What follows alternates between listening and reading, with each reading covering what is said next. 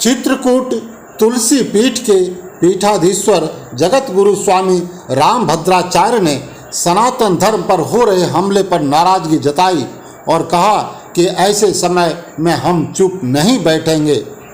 उन्होंने कहा, सनातन को नाश करने का सपना देखने वाले स्वयं नाश हो गए हैं।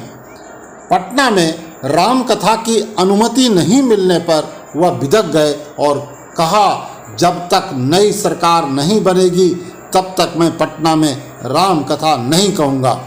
उन्होंने कहा, मेरी बातों से घबराकर सरकार ने मुझे अनुमति नहीं दी। इसके अलावा उन्होंने रामचरितमानस, आरक्षण, जाति गणना से संबंधित सवाल भी उठाए। अभी आप देख रहे हैं the biggest news. The biggest news में आपका स्वागत है।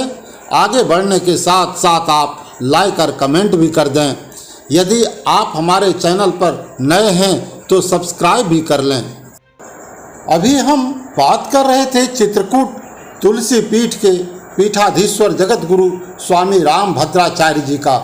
वे पश्चिम चंपारण के रामनगर स्थित अर्जुन विक्रम शाह स्टेडियम में राम कथा के दौरान बिहार सरकार से नाराज दिखे।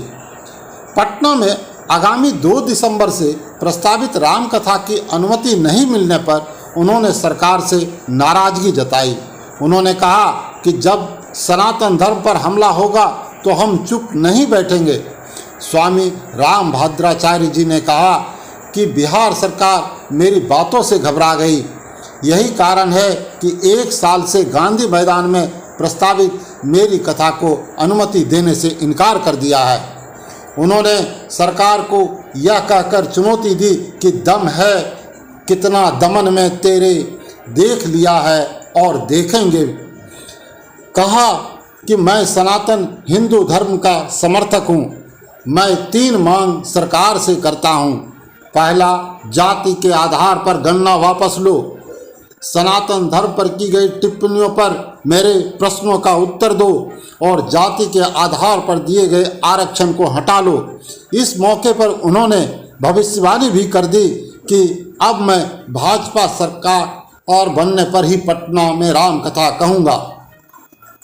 डेमोक्रेसी में हर व्यक्ति को अपनी बात कहने का अधिकार संविधान ने दिया है। अगर कोई रामचरितमानस की निंदा करेगा तो मैं चुप नहीं बैठूंगा। पद्म विभूषण संत रामभद्राचार्य जी ने कहा कि रामचरितमानस भारतवंशियों का पवित्र ग्रंथ है। यह सनातन हिंदू धर्म का प्रतीक है।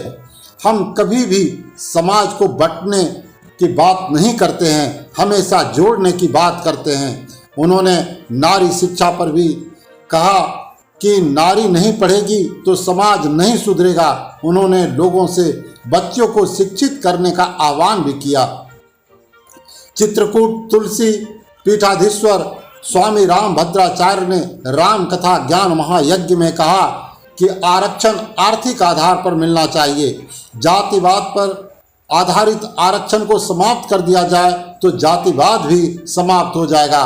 उन्होंने कहा कि सभी हिंदुओं को एक ही जाति है। उन्होंने सूबे के शिक्षा मंत्री चंद्रशेखर को चुनौती देते हुए कहा कि वे रामचरितमानस पर टिप्पणी करते हैं। मैं उन्हें खुली चुनौती देता हूं कि इस पर मुझसे चर्चा करें। मैं हार जाऊंगा तो अपना दंड गंगा में प्रवाहित कर दूंगा। अगर वे मेरे प्रश्नों का उत्तर नहीं दे सके तो वे राजनीति छोड़ देंगे। स्वामी रामभद्राचार्य ने तमिलनाडु के मुख्यमंत्री के पुत्र उदय स्टालिन पर भी निशाना साधते हुए कहा कि वे सनातन धर्म को मिटाने की बात करते हैं, वे खुद मिट जाएंगे। उन्होंने कहा, सनातन धर्म को मिटाने वाले खुद मिट गए हैं। इतिहास इसका साक्षी है और सनातन धर्म आज भी अपना ज्ञान फैला रहा है। स्वामी रामभद्राचार्य ने कहा कि बिहार सरकार की ओर से कराई गई जाति गणना हिंदुओं को बांटने का कुत्सित प्रयास है।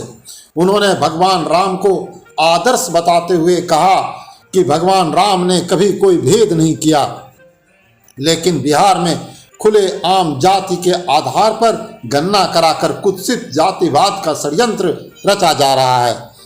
कितना बुरा हुआ, कितना घिनौना हुआ।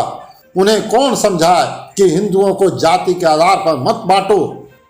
उन्होंने बिहार सरकार से कहा कि ऐसी गलती मत करो, देश को जाति के आधार पर मत बांटो, ना तो बंटने वाला रहेगा ना बांटने वाले लाभ ले पाएंगे। जाति के आधार पर वोट नहीं मिलेगा। अब तो जो काम करेगा वही वोट पाएगा, जो रामकृष्ण की बात करेगा वही इस देश पर राज करेगा। हमारे यहाँ गुरु की पूजा किया है।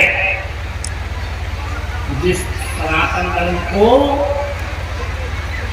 तमिलनाडु के मुख्यमंत्री का बेटा मिटाने की बात कर रहा है उदयनिधि, उस सनातन धर्म नहीं मिटेगा बेटा। जो सनातन धर्म को मिटाने आए वो मिट गए, और जो मिटाना चाहते हैं वो भी मिट जाएंगे। सनातन धर्म नहीं मिटेगा, वो तो अक्षुण है।